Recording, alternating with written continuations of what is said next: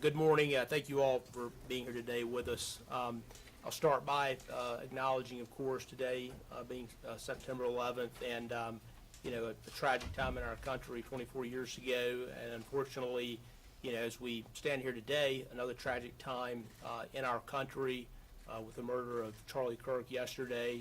And for us here in North Carolina, coming on the heels of a tragedy on the Charlotte transit system recently with the murder of the Ukrainian refugee who was on the train that night. And so over the course of the past really couple of weeks, we at the General Assembly have been thinking about what we can do to prevent the tragedy that happened in Charlotte from ever happening again in this state. And so we're still in the homework stage, finding out how this specific case happened.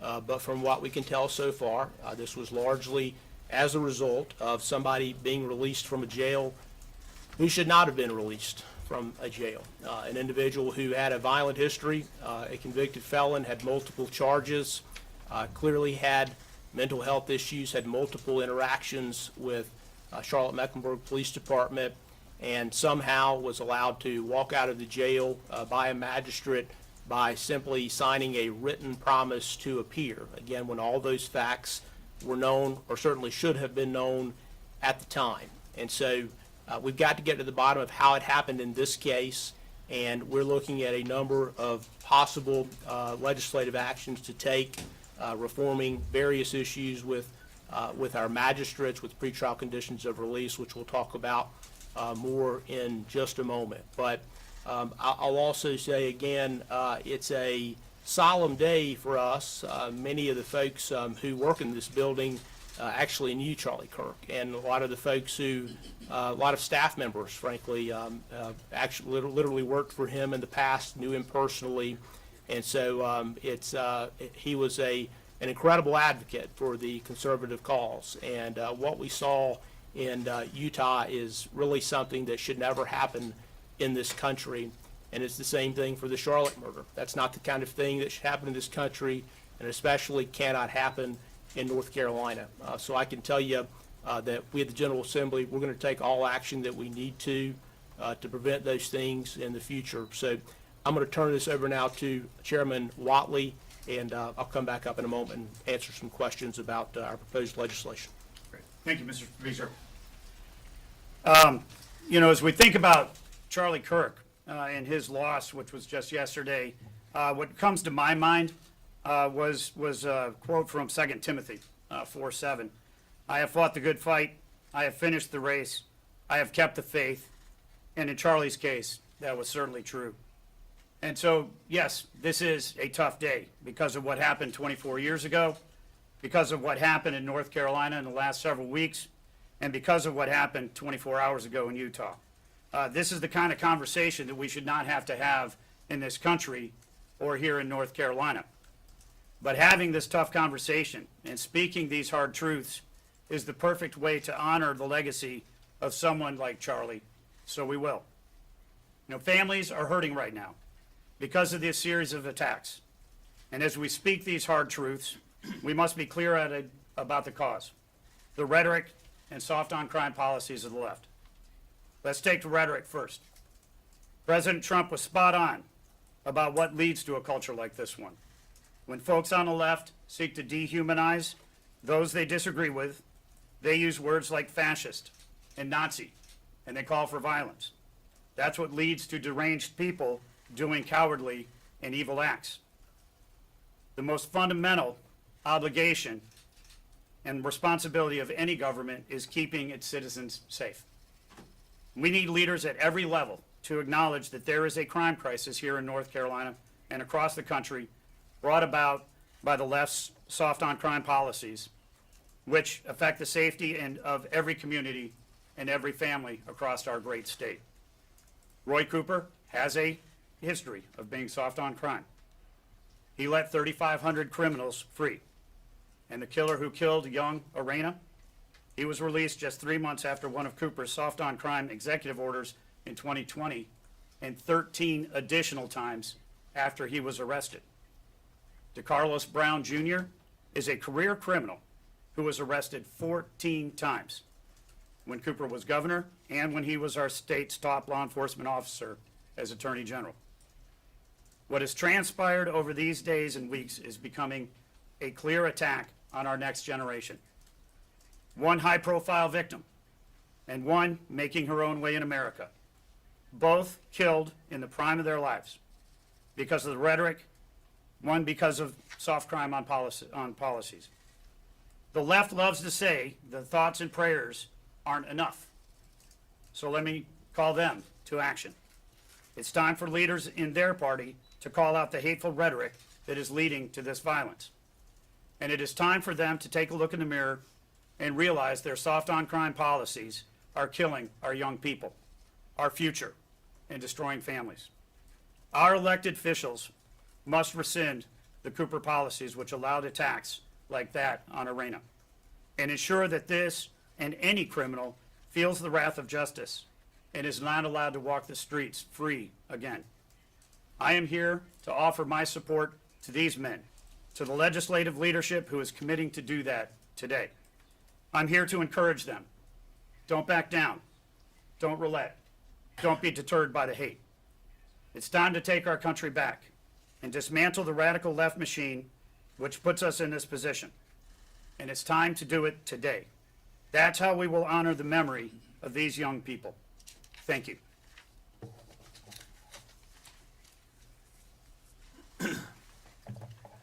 Thank you, Mr. Speaker, and thank you, Chairman Watley. Irina Zarutska should still be alive today.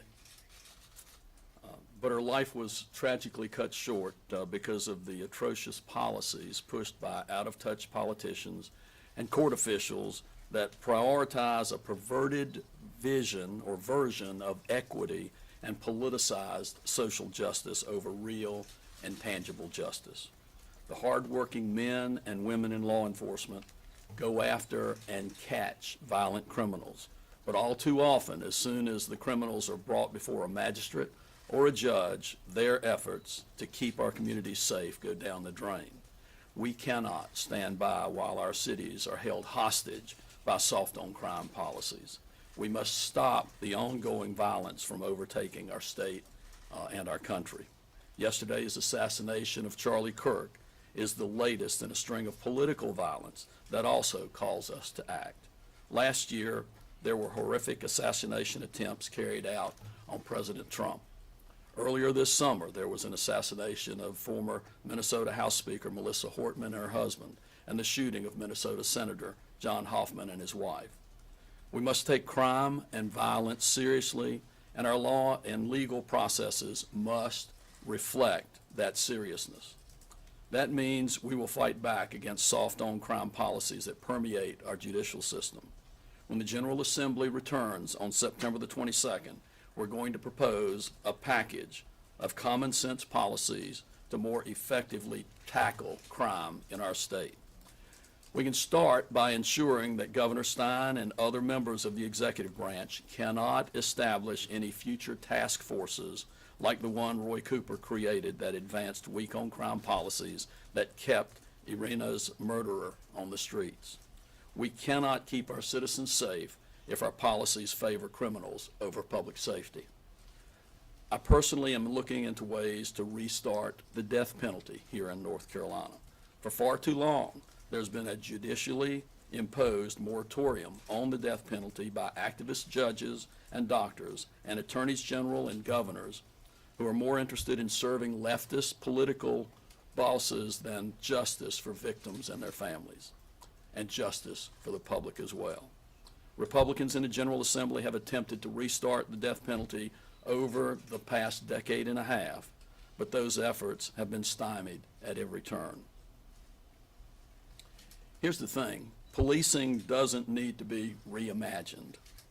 It needs to be respected, it needs to be funded. Our hard-working law enforcement officers are all too often villainized just for doing their jobs, keeping us safe, and it's time for that to end. If we do not respect those who keep us safe and run towards danger, then we will descend into chaos. Now is not the time to sit back and hope for the best. We need to take bold, decisive action. President Trump's vision to create a safer America is something we can replicate here in North Carolina. I support the president's actions to keep American citizens safe and commend his leadership in that regard. We need to lock up violent thugs who are terrorizing our citizens. We need to go after drug traffickers who are poisoning our children. We need to keep repeat offenders in jail. We need to end cashless bond. We need to hold, or cashless bail. We need to hold activist judges and magistrates accountable. We must deliver justice for Irina and the countless families across our state that have fallen victim to a justice system that does not support them and does not keep them safe. And the bill we will bring forward later this month will play a vital role in that, but it's just a first step. Even though it's Speaker Hall and me here at the podium today, we've been working with our judiciary chairs.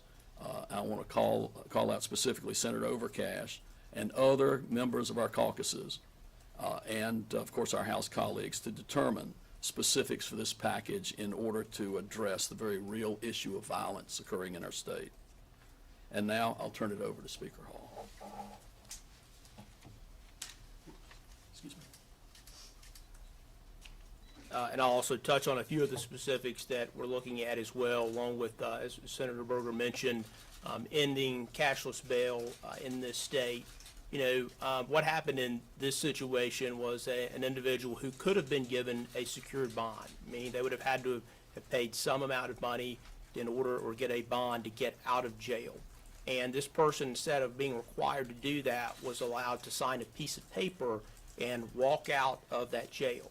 And again, we're talking about an individual who had a prior violent felony conviction, who had served time in prison, who had been charged at least 13 times before that latest charge when he was allowed to walk out, an individual who obviously had some form of mental health issues, again, allowed to walk out of that jail. So when folks come in and before a magistrate and they've been charged with a serious crime, if they're if they have a prior violent felony on their record, it simply should not even be an option to allow that person to have some sort of cashless bail. They should be held in the jail under a secured bond, and if that had happened here, then most likely the victim in Charlotte would still be alive today. We've also got to look at the way that we handle magistrates in this state. Charlotte has had a problem, Mecklenburg County has had a problem with its magistrates for a long time now. And I'll remind most of you all that we had a bipartisan bill that I worked on personally dealing with pretrial integrity, called it the Pretrial Integrity Act. And it basically said if you're out already you've got a charge already and you're out on bail and you get charged again, we're going to make it much more difficult for you to get out pretrial. And, we worked with the Mecklenburg County DA, we worked with city leaders in Charlotte, worked with the chief of CMPD on that bill, and they agreed with that. And we were able to get that bill done. But it obviously was not enough. And so when we have magistrates who are asleep at the wheel, like this one obviously was, we've got to make a change. And so we're going to be looking at some oversight of magistrates, looking at the way that we select magistrates, looking at ethical issues with magistrates, and making sure that the folks who are making these decisions are paying attention to what they're doing and that they're trying to serve the public safety and not some whatever left-wing interest or whatever other interest they have other than public safety. That's what a magistrate should be doing. So we're going to look very closely at that. We're also going to look at dealing with issues when folks are charged with crimes who have obvious mental health issues, making sure that magistrates are taking that into consideration. In jails, we expanded Medicaid in this state, and one of the justifications for that, and we heard from sheriffs, was we have folks in the jails who need mental health care, or they need health care in general. And so we have options available under current law for these folks who are in jails to have some of that treatment. In fact, we're told that CMPD apparently interacted with this guy 4 times in the prior year on well checks, and that he was offered services. It's not been clear what services this person was actually offered, We've not been given answers to those questions. We'll find out, and we'll get to the bottom of exactly what was going on there. But we're going to increase training for magistrates and make sure that they understand that their role, again, is to keep the public safe. The other thing that I think it's critical that we look into is the budget in Mecklenburg County and Charlotte, and to see where are they spending money at where they maybe shouldn't be. I've seen some reports about some grants that they receive from groups that their purpose is to keep people out of jail, or they're opposed to requiring cash bail. We're going to look at some of those grants and see if maybe that played a role in this case in Mecklenburg County. And again, we're going to go through the entire budget for the city of Charlotte and Mecklenburg County to see where these funds are going. Because ultimately, we're dealing with a local government, really Mecklenburg County and city of Charlotte, two local governments that, in my opinion, have lost institutional control of their areas. You have a sheriff in Mecklenburg County who refuses to cooperate with ICE. You have a sheriff in Mecklenburg County who I saw a report blamed the community for the heinous murder that happened in Mecklenburg County. He was not willing to take any of the blame whatsoever, and made very clear that was, in his opinion, the community's fault. You have, unfortunately, in CMPD, a refusal to give the officers body armor to wear while on duty, despite multiple officers being killed in recent years. And so we have to put a stop to the soft on crime policies. When you're dealing with violent offenders like the Carlos Brown, if you don't take action, and the folks on the ground are the ones who have to take the action, if they don't do it, we're going to continue to have this sort of thing. You know, Mecklenburg County has over 100 murders a year now. And, you know, their crime rate may not be as bad as Chicago, but we don't want to compare ourselves to Chicago.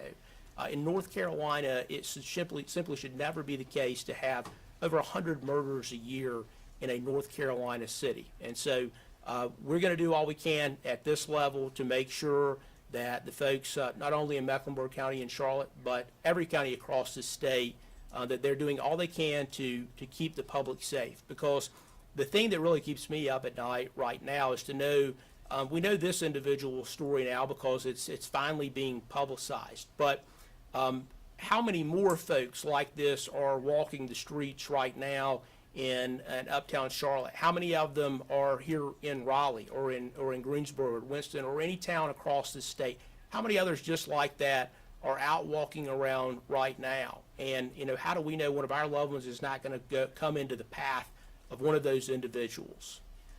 So it's, again, a sad time here in this state in particular, with the things going on nationally and the things that we've seen after this Charlotte murder. But I can tell you, my colleagues in the General Assembly, both the House and the Senate, are committed to fixing the issue. In particular, Tricia Cotham, who is a member of my caucus, who represents part of Mecklenburg County that sits very close to home for Representative Cotham. And she's dealt with a lot of threats to her personally after she changed parties. And so she knows well how important and critical it is that you have law enforcement officers who are focused on the safety of their community. And so she's working very closely with us on this and with the local partners there in Charlotte to get the issue fixed. So I think we'll open it up for questions now for folks, and just let us know who you want to ask to. Brian, go ahead. First, my condolences on Charlie Kirk there. I'm sorry for those collective loss there. I wanted to ask Chairman Whatley or Senator Berger about the task force that Cooper had assembled in 2020, I believe. My understanding is, you know, you create a task force, that task force makes recommendations, but the legislature here in the General Assembly is obviously the policy-making body. What specific policies did then Governor Cooper and Stein, who was on that task force, actually enact that you think contributed to what happened in Charlotte? So I don't know that I can go through a litany of the things that were recommended, but my understanding is that task force recommendations are still posted on the internet, unless they were taken down last night. And there are a number of things that just indicate a real willingness to pay more attention to the concerns of the perpetrators than the real concerns of the victims. And we can go ahead and get you copies of those, and but my understanding is it's still up on the internet. I guess the question would be, those are recommendations, but what policies have been enacted on? But what they do is they reflect an attitude on policing, on an attitude on criminal justice, an attitude on how things ought to be taking place, and those attitudes, in many respects, are the things that inform the kinds of decisions that were made by the magistrate in this case, and by other magistrates that are of the same political ilk. And I will just add that I have had conversations with chiefs of police, with sheriffs, with law enforcement officers all across North Carolina. And the one thing that they continue to come back to is that when we're talking about the safety of community, leadership matters. And that they feel it is absolutely critical for leadership at the top to be able to support our law enforcement community, to be able to make sure they're out there. You know, when we talk about DeCarlos Brown Jr. being arrested 14 times, that's a threat to every police officer that had to have an interaction with him beyond the first one. And so when we talk about having really truly public officials who are fighting harder every single day for the criminals and their rights than for the victims, that is the problem that we really truly want to address here. Speaker Hall, you mentioned the overview of magistrates wasn't an issue in this particular case, but would you support legislation that would mandate all magistrates have a law degree? Well, that's something that we're looking at as well. Some states do require that. You know, right now, the way our law is set up, magistrates have quite a bit of discretion. And, you know, there's a process that they go through with the clerk and the resident senior superior court judge to appoint them.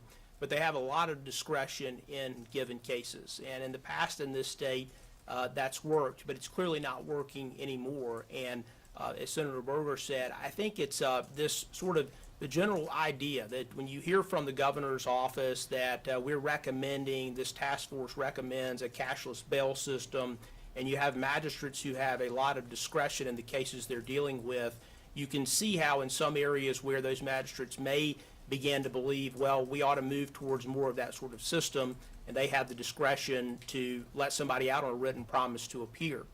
Again, as I mentioned earlier, I also have some concerns with some of the nonprofit groups who have reportedly been giving funds to Mecklenburg County or the sheriff's office, whatever the case may be. Many of those groups have one of their stated goals being ending cash bail or otherwise, you know, keeping people out of the jail instead of in jail waiting for trial. And so, you know, ultimately, no matter if you have somebody there with a law degree or not, if there's wide discretion in a given case, you're going to have circumstances where mistakes maybe are made. And so that's why we're looking closer at some mandates on folks who have violent felony convictions, like the individual in this case, saying in those cases that a written promise or a cashless bail is just simply not an option. The other thing that our law currently does, in certain cases, it requires an actual judge. So a district court judge in most cases requires them to make the decision on pretrial conditions of release. That's the case often in domestic violence cases. And so that's another possibility that we may look at in serious cases, simply taking that out of the hands of magistrates and saying that that decision has to be made by a district court judge or a superior court judge. At least they have some accountability to the voters, where magistrates simply don't. So there's all options are on the table. There are a lot of tweaks that we can make to our current system that would largely prevent this sort of thing from happening again. And look, I'm hopeful we'll have a bipartisan solution on that. We did in the past the Pretrial Integrity Act, but you know, I can just tell you we're going to do all we can in this upcoming legislation. You know, we'll be back here in a couple of weeks, and so not a quick turnaround to be able to get all that together. And this is going to be an ongoing issue, but we're trying to strike to the heart of the problem and make sure this doesn't happen again.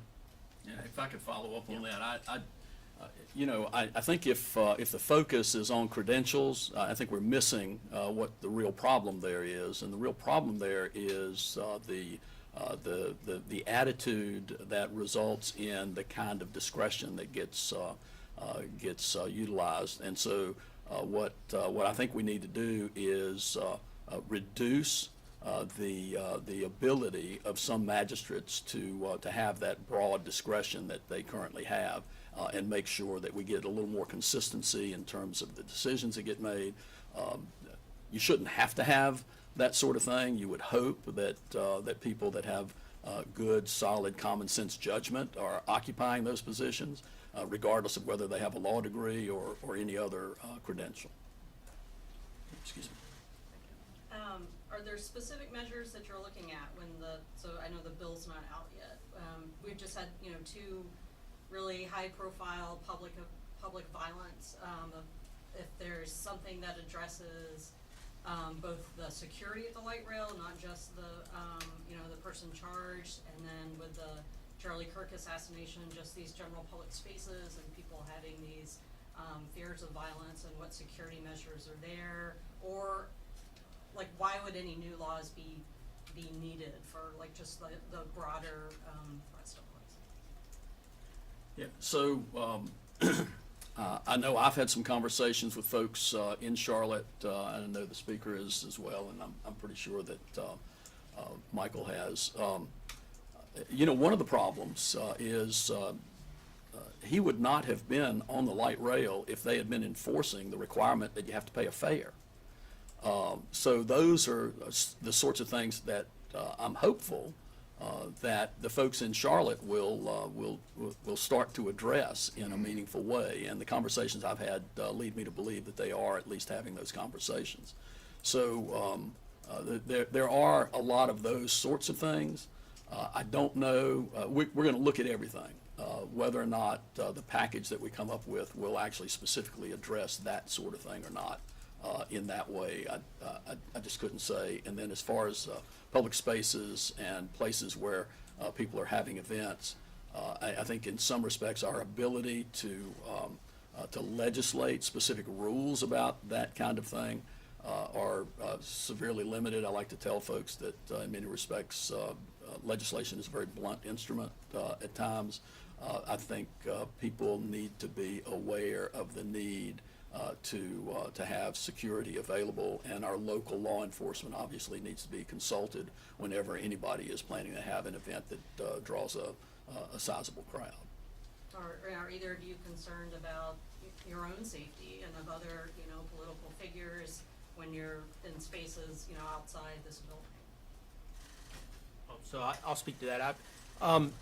We have a great group here, the General Assembly Police, who work close with, for every member, their local law enforcement officials, and they monitor things that come in. And so, we take those things seriously, and we do that really in a bipartisan way. I think Representative Reeves would tell you that we've communicated with him in the past on issues that have come up, and we don't let any partisanship get in the way of safety. And so, the other thing that I think it's critical that we look at in this state in particular is our involuntary commitment rules.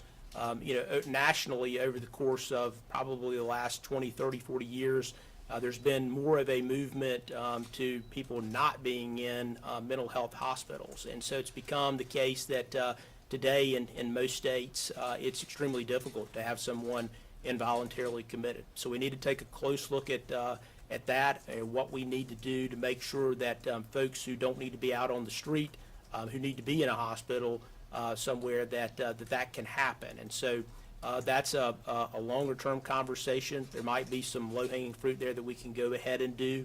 But ultimately, I look at my role as Speaker.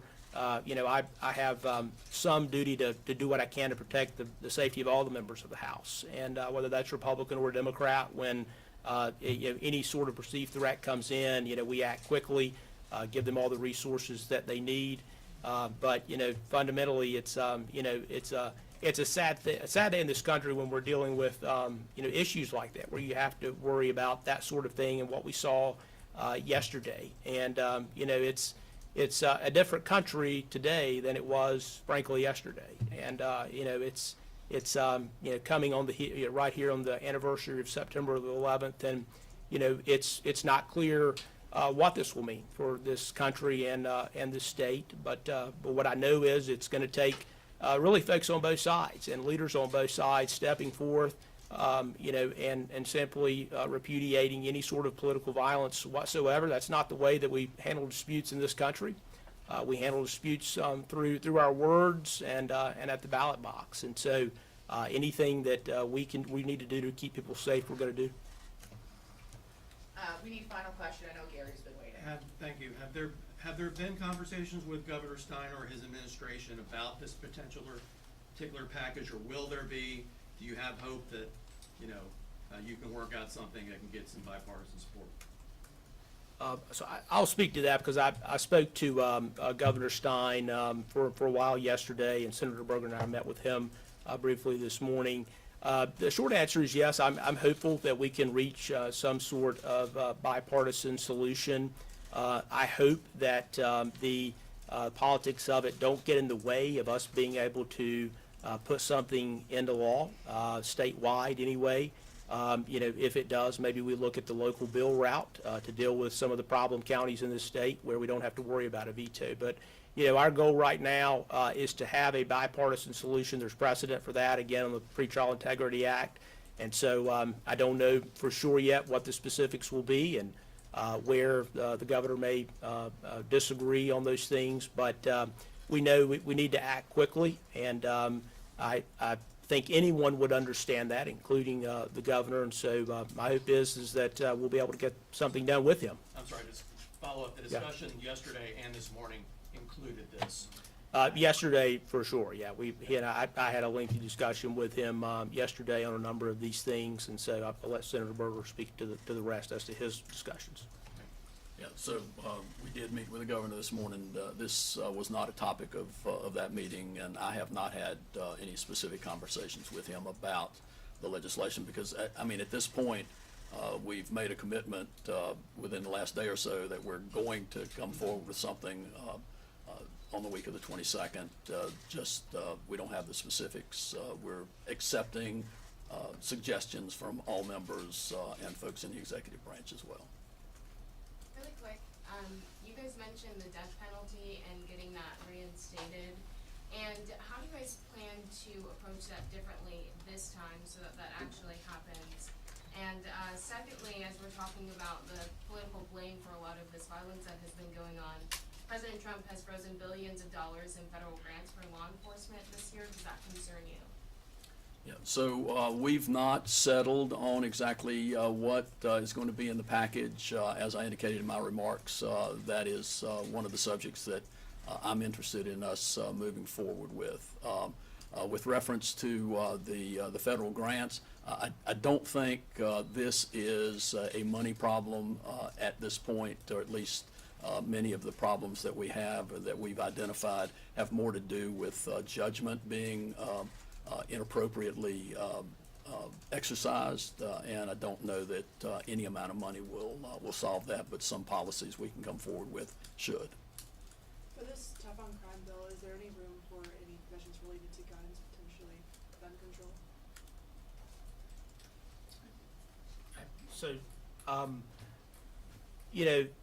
the murderer in Charlotte killed this young lady with a knife. And a gun had nothing to do with it. Again, it's a problem of local officials being soft on crime. A magistrate allowing this person out. It's not a resources issue for law enforcement. This person was arrested 13, 14 times before this.